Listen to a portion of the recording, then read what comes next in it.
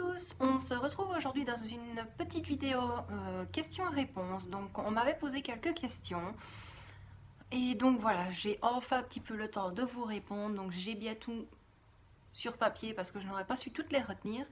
Donc c'est parti. La première question c'était quelles sont tes passions dans la vie? Alors mes passions, mais vraiment la passion première c'est la cuisine et la pâtisserie. Euh, Ou sinon, j'ai plein d'autres passions, le dessin, la gravure, un petit peu de tout en fait. Voilà. Alors ensuite, c'était combien as-tu d'enfants et combien en voulais-tu? Donc j'ai une petite fille qui a 10 ans et c'est vrai que j'ai toujours rêvé d'avoir une famille nombreuse, mais suite à quelques petits soucis de santé, c'était impossible. Alors ensuite, quel est ton pire défaut? Par chance, monsieur n'est pas là parce qu'il dirait vraiment que c'est la vérité. Je suis extrêmement jalouse. Que ce soit une personne dans la rue qui regarde mon époux, des collègues de travail, peu importe, je ne supporte pas. Voilà. Euh, c'est... Je devrais limite me faire soigner en fait, parce que c'est grave hein, quand même. Quelle est la chose la plus folle que tu aies faite dans ta vie? Il n'y a pas énormément, enfin il n'y a même pas du tout, j'essaye de réfléchir, mais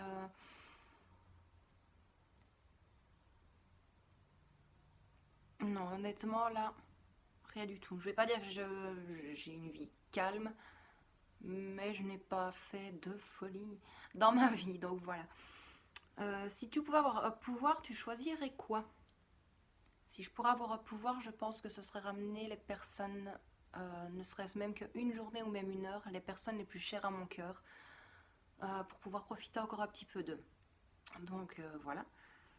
Euh, Ensuite, as-tu des tatouages? Oui, alors j'en ai un euh, derrière l'épaule. J'en ai un au milieu du dos, un dans le bas du dos et un sur la cheville. Euh, Ensuite, quel âge as-tu? Alors j'ai 31 ans. Ouais, ceux qui ont passé le cap des 30 ans, on y est. Alors ensuite, Facebook ou Instagram et pourquoi? Euh, Honnêtement, je préfère Instagram. Je trouve qu'il y a plus d'interactivité entre les personnes. Tu es déjà beaucoup plus vu en fait sur Instagram aussi. Facebook, je trouve pour ma part que c'est démodé. Maintenant, ceux qui ont vraiment des comptes pro où il faut aller dessus, d'accord, mais pour moi, Instagram, c'est vraiment le top entre Instagram et Facebook. Voilà, mon choix est fait. Ensuite, comment as-tu rencontré ton homme? Avant, quand j'étais plus jeune, donc j'avais 15 ans, avec mon papa et ma maman, on avait une voiture et on la customisait. Donc on faisait du tuning sur les voitures, placement de pare-chocs, tout ça. Et on avait notre club, donc j'avais créé le club voiture. Et mon époux avait, ou plutôt était dans un club. Et on avait des meetings de voiture, donc des rassemblements si vous voulez. Et comme je faisais les gravures sur les vitres des voitures, on avait distribué des petits papiers avec le numéro de téléphone pour savoir comment nous contacter par mail. Et mon époux en fait a été retrouver ma maman en disant est-ce que je pourrais avoir votre numéro de téléphone parce que j'ai perdu le papier et avoir votre adresse aussi. De fil en aiguille, il envoie un petit message, il demande pour passer, il vient avec son ancien meilleur ami. Et je crois que c'est peut-être au bout de 2 3 jours, ma maman raconte une anecdote en fait où elle avait voulu envoyer un petit message à mon papa en lui mettant je t'aime et elle l'avait envoyé à un de mes ex petits amis. La bourde, comme on dit. Et mon époux avait bien retenu ce passage-là. Donc il s'en va, il revient le lendemain avec toujours son ancien meilleur ami. Et je vois qu'il chipote avec son GSM, il dit j'envoie un message important à une personne importante. Et son meilleur ami qui dit tu t'es pas trompé de personne, tu m'as envoyé je t'aime. Il me dit oh ben il fait c'est pas toi que je voulais l'envoyer, je me suis trompé. Bref, j'avais déjà compris un peu l'histoire. Euh, Puis après, ça s'est fait de fil en aiguille. Et je crois que c'est au bout de 4 mois que j'ai emménagé avec lui. Et maintenant, eh ben, ça fait 11 ans qu'on est ensemble et 6 années de mariage. Donc voilà, j'ai essayé de vous la faire courte l'histoire pour ne pas que ça dure trop longtemps. Ensuite, est-ce que tu crois en Dieu? Alors, je ne vais pas dire que je n'y crois pas. Je suis croyante, mais pas pratiquante. Parce que quand tu es enfant, que tu as 10, 11 ans, ou entre guillemets, tu lui demandes euh, de soigner ta grand-mère d'un cancer. Tu lui demandes aussi qu'elle reste le plus longtemps possible et que tu te rends compte qu'une semaine après, ta grand-mère décède. Depuis ce moment-là, je pense que ça n'a plus servi à rien du tout. Donc je ne dis pas que je n'y crois pas, mais, mais voilà. Et ici, depuis quelques mois, mon papa est parti aussi, donc ça remet encore une couche. Donc voilà. Je ne dis pas que je n'y crois pas, mais voilà. Entre guillemets, Dieu, c'est un peu comme les histoires pour les enfants, c'est tout beau, tout rose. Il y a des étoiles plein les yeux, et au final, ben, on se dit est-ce que c'est vrai, est-ce que c'est pas vrai. Voilà. C'est mon avis personnel, hein. Loin de là, chacun a le droit d'avoir son avis de toute façon. Mais voilà, c'est mon avis personnel. Alors, ensuite, entrée ou dessert? Dessert. Sans hésitation. Honnêtement, vous me donnez une salade composée et un tiramisu à Paris-Brest à côté. Je pense que le choix est largement choisi. Je dis ça, je ne dis rien. Noël ou anniversaire? À choisir, Noël. Juste parce que ça dure plus longtemps en fait. Les décorations, même niveau repas. Que d'ailleurs je penserai cette année à vous pour la Noël. C'est que moi je prépare donc le réveillon le 24, mais je prépare le manger le 23 pour que ce soit prêt pour le 24, mais on a encore à manger pour le 25. Et des fois je congèle et on a encore à manger pour limite encore une bonne semaine. Mais oui, à choisir, je préfère vraiment Noël. Alors, thé ou café? Le thé, c'est vraiment occasionnellement. Le café, c'est très rarement. Mais sinon, c'est vraiment aucun des deux. Je suis plus team chocolat chaud. Team enfant, quoi. Un chocolat chaud. Si je pourrais mettre de la guimauve dedans, un petit peu de chantilly, du râpé de chocolat, je le ferais. Donc voilà. Alors, qu'est-ce qui a fait le déclic si bien être ordonné et que tout soit bien rangé? Avant, je n'étais pas du tout comme ça. J'ai été très très très bordélique en fait. Je m'y retrouvais mieux dans mon bordel personnel que si je rangeais. Tout ce qui était à mon chéri était rangé, tout ce qui était à la petite était rangé, mais de mon côté, je ne rangeais jamais rien, mais jamais rien du tout. Niveau nettoyage, c'était vraiment une fois ou sur une semaine. Et au fur et à mesure, en fait, quand mon époux est passé concierge, quand j'ai vu l'état en fait de l'appartement, je me suis dit mais c'est pas possible, les gens est-ce qu'ils ont nettoyé un jour? Et ça a commencé en fait tout doucement à me trotter où je me suis dit bon, tu as vendu une maison où tu n'as pas su nettoyer avant d'être parti, donc ça devait être très très sale. J'ai eu le déclic en fait à ce moment-là, en se disant ici, il y a des gens qui peuvent venir, il y a la préfète de l'école, il y a les ouvriers, il y a les collègues de mon époux. Voilà, et du jour au lendemain, en fait, ça a commencé par une routine, et puis petit à petit, en fait, ça a continué. Donc c'est tous les jours, j'essaye de faire une pièce où je fais vraiment tout le ménage. Les lessives, j'essaye de ne plus être débordée, donc c'est une lessive tous les matins. Je le sèche la journée, je le range le soir même pour ne pas être débordée, avoir une grosse manne. Donc voilà. Je vais dire c'est vraiment le déclic depuis maintenant bientôt 2 ans. Donc Donc voilà, je ne supporte pas si je vois une petite tache par terre, il faudra que je la frotte, mais je sais très bien que je vais repasser encore derrière pour refrotter encore plus.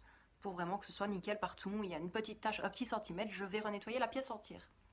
Donc voilà, tendance maniaque, peut-être, sûrement. Mais voilà, moi ça me convient. Honnêtement, je suis maman et femme au foyer. Je n'ai que ça à faire de mes journées. À part le matin, me réveiller pour réveiller la petite, m'occuper d'elle, l'amener à l'école, revenir, préparer le souper. Excusez-moi, comme en fait j'ai rien d'autre à faire, donc je ne travaille pas. Donc je pense avoir largement le temps et largement l'énergie de pouvoir cuisiner, de pouvoir nettoyer, de pouvoir lessiver, de pouvoir m'occuper du jardin, de pouvoir presque tout faire en fait, sans me plaindre, parce que j'adore. Le soir, je ne finis pas avant 22h, 22h30. Maintenant, je sais bien qu'il faudrait que j'arrête des fois de temps en temps un petit peu pour passer du temps avec mon époux, passer du temps avec ma fille. J'en passe. Loin de là, le soir, je me mets des fois un petit peu tranquille, je regarde un petit film.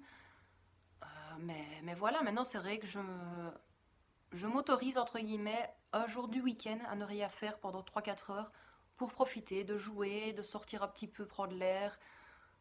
Mais voilà, nous, c'est vrai qu'on est plus cocooning, en fait, à rester en famille, à être tranquille, en fait. Pas comme un couple de petits vieux, comme il y en a qui disent, mais oui, être tranquille.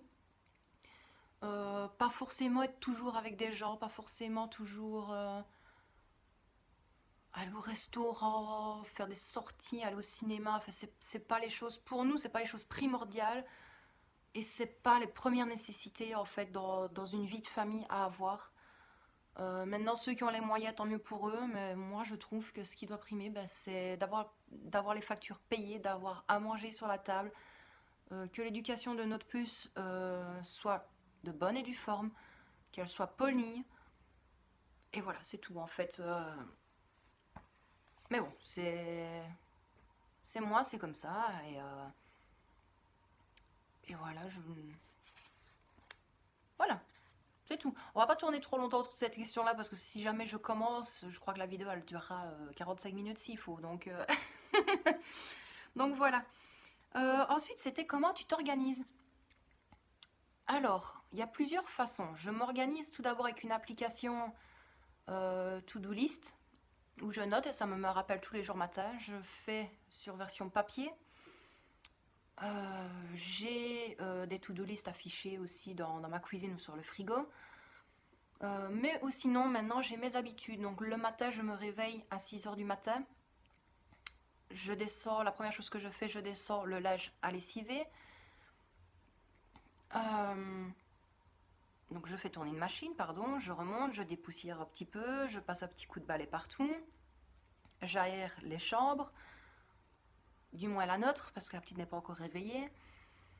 Après, je réveille la petite, je prépare son petit déjeuner, je vérifie que la mallette est bien rangée.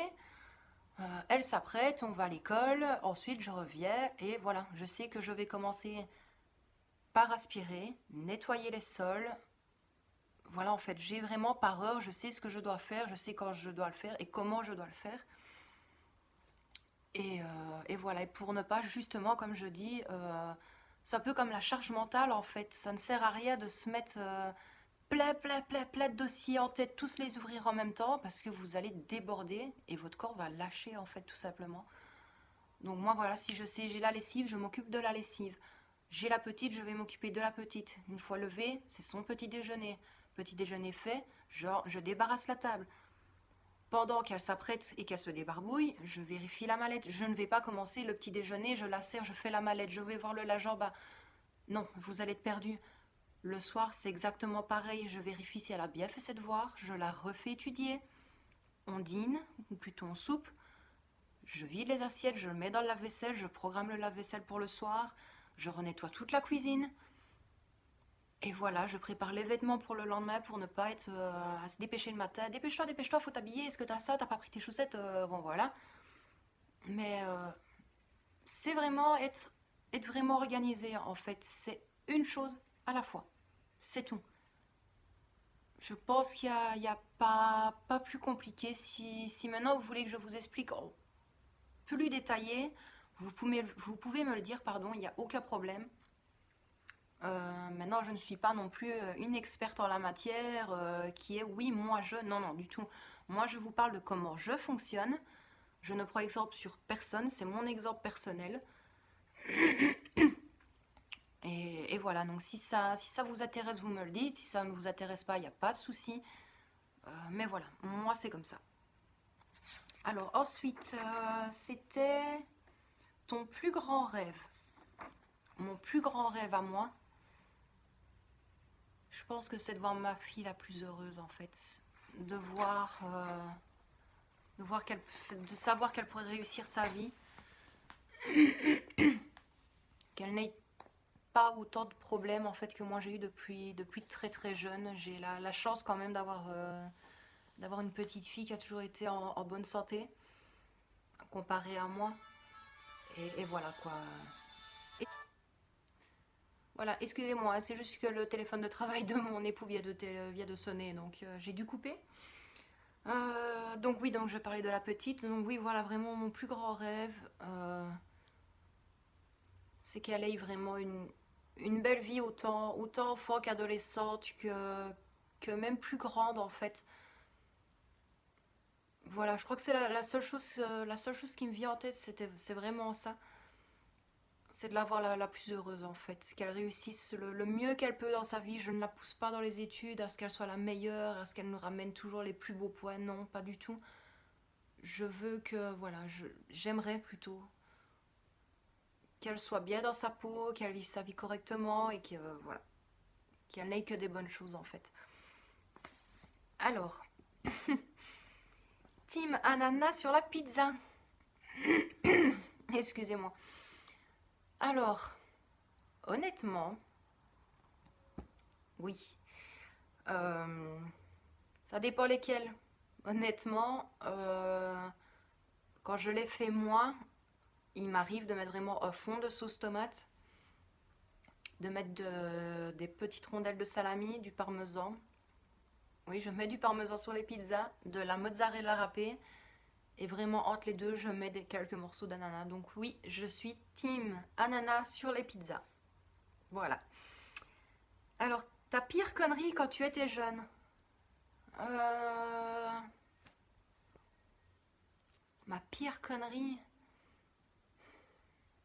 Honnêtement, jeune, je vais dire jeune, on va dire entre les deux surtout. J'avais 16 ans et demi, 17 ans. Et il y avait les francopholies de Spa. Et j'avais été avec un ami à moi qui lui avait des copains là-bas et des amis.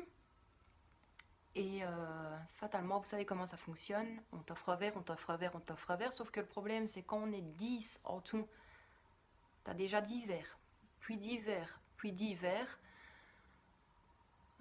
Quand tu sais que tu commences de midi et que tu restes là-bas jusqu'à 11 h du soir, tu sais pas comment tu vas finir ta soirée. Par chance que je tiens bien l'alcool, mais la salée c'était toujours des blancs coca et de la sangria. Quoique je suis pas sûre non plus que c'était le plus malaise, que la sangria je ne la bois pas, je ne mange que les fruits qui ont bien absorbé l'alcool. Et on s'était fait à Paris en fait, donc au Francophonie de Spa, juste en face il y avait une banque. Et mon copain de l'époque m'avait dit oh allez, Paris, t'es pas capable en fait de te mettre devant la banque et de faire la manche. À partir du moment où tu me dis t'es pas cap,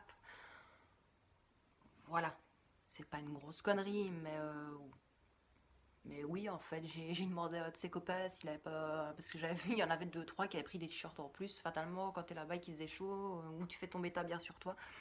Donc j'avais demandé s'il avait pas un vieux t-shirt que je pouvais justement déchirer.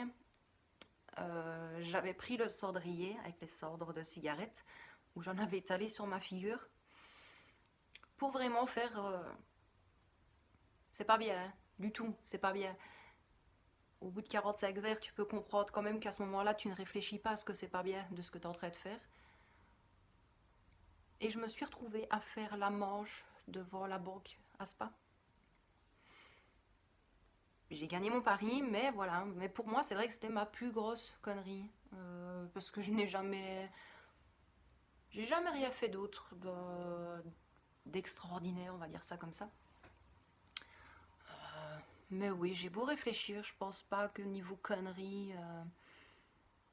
Non, je pense pas du tout.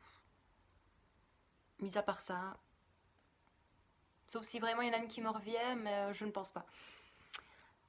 Et oh, sinon, la dernière question. Donc, Pokémon préféré à part Pikachu. Alors, je suis une grande enfant. Oui, j'aime les Pokémon. Oui, je suis de la team Pikachu. Euh, Pikachu, c'est mon Pokémon numéro 1. Mon deuxième, c'est Mewtwo. Pour vous dire, j'ai même le tatouage à la cheville que je vous disais que j'en avais un à la cheville. C'est Mewtwo.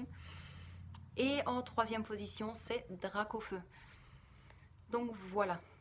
Maintenant, j'aime presque tout, à part les nouveaux. Mais là, c'est pareil, je ne vais pas commencer à parler de ça parce que sinon je suis partie pour très très très longtemps dans les Pokémon. Donc autant couper court. Donc, euh, donc voilà en fait. Sinon, si vraiment j'aurais un chouchou, c'est Psycho Quack. Je sais pas. C'est le Pokémon qui sert à rien, mais qui est tellement mignon aussi en fait. Bref, voilà. On va couper court. Mais bon, voilà. Sinon, je pense que c'était tout dans les questions. J'ai bien répondu à tout normalement. J'essaye de regarder. Euh, Oui, normalement, j'ai répondu à tout. Oui. Donc, bah voilà, c'était court. Si maintenant vous voulez une fois qu'on refasse une vidéo questions-réponses, n'hésitez surtout pas. Je m'excuse pour la lumière et pour, je vais dire, il y a un côté en fait qui est plus clair que de l'autre, mais comme je me mets face au GSM, c'est pareil, des fois je ne sais pas regarder sur le téléphone, mais comme l'écran est fissuré, et il est fissuré juste là où il y a la lentille, je vais dire comme ça, la caméra. Donc ça fait un contraste. Mais bon, voilà. Je vais penser peut-être à vous montrer, pour bien vous prouver justement par rapport à la dernière question, que oui, j'ai bien le tatouage Mewtwo sur ma cheville. Et donc voilà. Donc c'est tout pour cette vidéo. Je vous remercie énormément d'avoir posé quelques questions. Il y aura sûrement une autre petite vidéo où j'avais posé d'autres questions, où on m'a répondu à part, mais bon voilà. Mais sinon, c'est tout pour aujourd'hui. Donc je vous fais d'énormes bisous. Prenez bien soin de vous et de ceux que vous aimez. N'hésitez pas à me laisser un commentaire. Et même si vous avez des questions, mettez-les en commentaire aussi. J'y répondrai avec grand plaisir. Donc je vous dis à bientôt dans une prochaine vidéo et encore merci à vous. Salut!